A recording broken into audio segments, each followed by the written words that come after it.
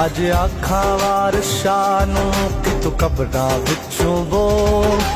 अज किताबे इश्क दा कोई अगला वर्का फोल।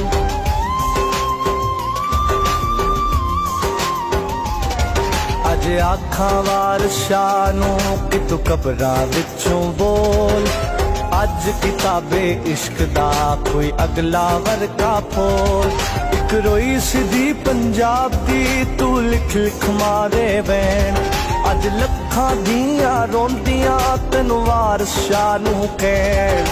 बेदर्द मदां दे दर्दिया उठ तक अपना पंजाब। अज बेले लाशां विछियां ते लोदी भरी चना। किसे ने पंजा पानियां विच हो दित्ती जहर रला। ते उन्हां पानियां दरत नूं दित्ता पानी ला।